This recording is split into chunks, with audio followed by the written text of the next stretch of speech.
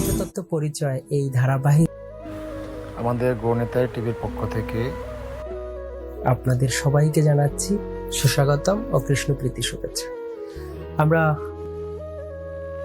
ভক্তরূপ এই শ্রীমান চৈতন্য মহাপ্রভুর সম্পর্কে এবং তার পরিচয় বিস্তারিত সবকিছু আলোচনা করেছিলাম।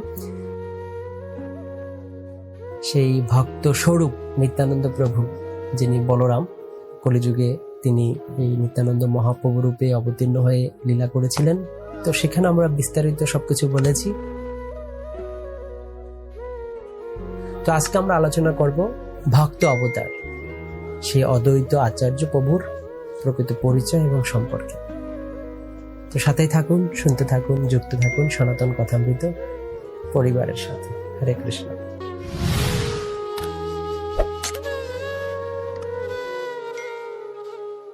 পঞ্চতত্ত্বের মধ্যে অন্যতম যিনি হলেন এই অদ্বৈত আচার্য ঠাকুর। তাকে গৌরানা ঠাকুর নামে অভিহিত করা হয়, যার প্রার্থনায় এই মহাপ্রভু এই জগতে অবতীর্ণ হয়েছিল। এই অদ্বৈত আচার্য প্রভু হলেন মহাবিষ্ণু এবং সদাশিবের মিলিত প্রকাশ।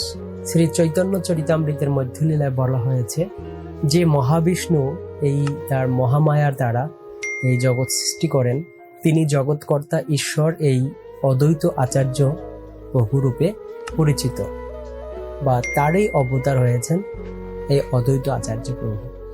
হরি থেকে অভিন্ন তত্ত্ব বলে তার নাম হয়েছে অদ্বৈত, এবং যিনি ভাগবত ভক্তির উন্নত শিক্ষা প্রদান করেন বলে তার নাম হয়েছে আচার্য। সেই ভক্ত অবতার, সেই আচার্যরূপী সেই ভগবান অদ্বৈত আচার্য প্রভুকে আমরা প্রার্থনা করি, তার কাছে আমরা বন্দনা করি।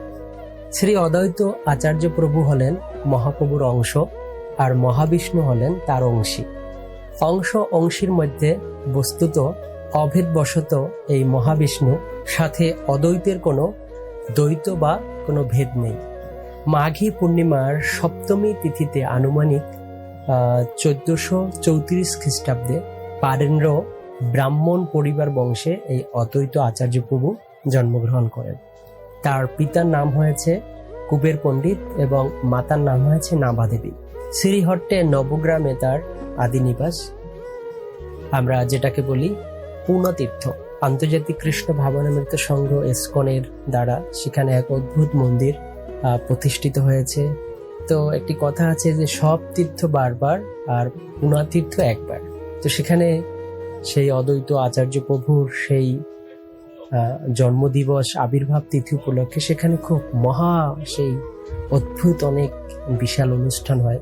যেহেতু সেটি গঙ্গার সেই নদীর পাড়ে, সেখানে এক অদ্ভুত একটি ঘটনা আছে যে সারা বছর সেখানে কোনো জল থাকে না সেই নদীতে, কিন্তু যখন এই অদ্বৈত প্রভুর আবির্ভাব তিথি আসে তখন সেখানে অনেক জল হয় এবং ভক্তরা তাদের প্রেমের মাধুরী মিশিয়ে প্রেম ভক্তি সহকারে সেখানে জলে স্নান করে তারা সমস্ত পাপ থেকে পূর্ণ হয় এবং মহাপ্রভুর অশেষ কৃপা লাভ করে।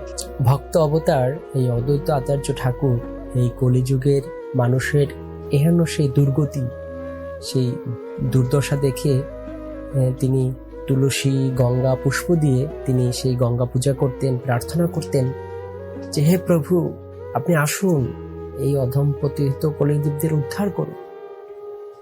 আর সেই অদ্বৈত আচার্য ঠাকুরের হুঙ্কারে, চিৎকারে সেই গোলক বিহারী ভগবান শ্রীকৃষ্ণচন্দ্র এই চৈতন্য মহাপ্রভু রূপে এই গোলক রূপে মদন হরি নাম নিয়ে এই জগতে অবতীর্ণ হলেন।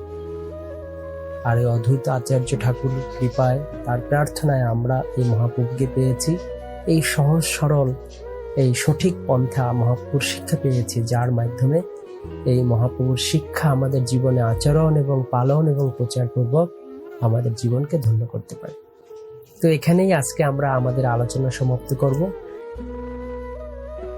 শক্তি সেই শ্রীমতী রাধারানীর প্রকাশ, সেই গদাধর পণ্ডিত সম্পর্কে, তার পরিচয় সম্পর্কে আপনারা আমাদের এই ধারাবাহিক কার্যক্রমের সাথেই থাকুন, শুনতে থাকুন, যুক্ত থাকুন আমাদের গণিতাই টিভির সাথে।